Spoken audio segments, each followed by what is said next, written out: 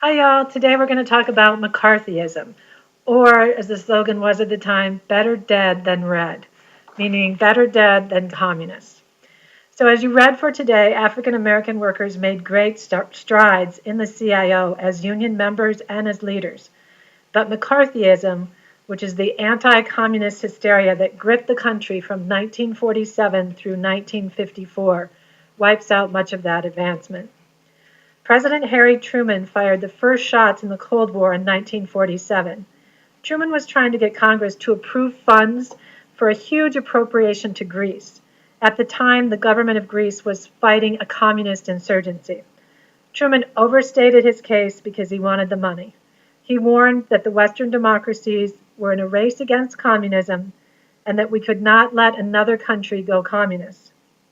To make things worse, in 1949, a corrupt government in China fell to the communists, and now two of the largest countries in the world are communist, and there's a huge debate in Congress over who lost China.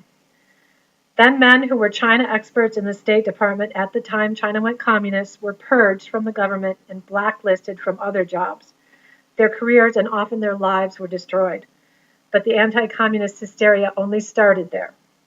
Senator Joseph McCarthy, who was the junior senator from Wisconsin, built his career on anti-communist witch hunts. That is why this shameful period in U.S. history is named for him, McCarthyism. McCarthy would arrive in a city to give a speech and say, I have here in my hand a list of 20 prominent members of the State Department or the Justice Department or whoever he was picking on at the time, who are known to be Communist Party members. The press reported his accusations but didn't investigate them, so irresponsible journalism helped fuel the hysteria. The situation became so bad that even being accused of being a communist could ruin your career or your life. Laws were passed outlawing the Communist Party and making it a crime punishable by imprisonment if you were a member. McCarthy headed the House on Un-American Activities Committee. Basically, the committee tried to get the people they subpoenaed to admit that they were Communist Party members. They crucified them in public. Most of the people who came before the committee remained silent, which was their right under the Fifth Amendment. The author Lillian Hellman was one of the bravest people who went before the committee. She told them she would not cut her conscience to fit the fashion of the day, but she paid a heavy price. For a long time, no one would produce her plays.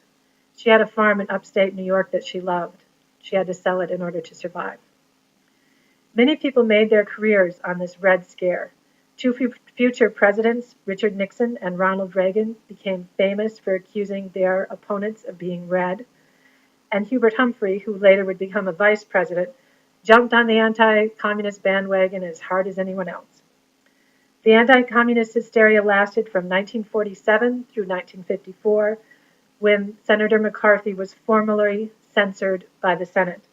But as we will see next time, the damage to black unions and unionists was severe. See you next time.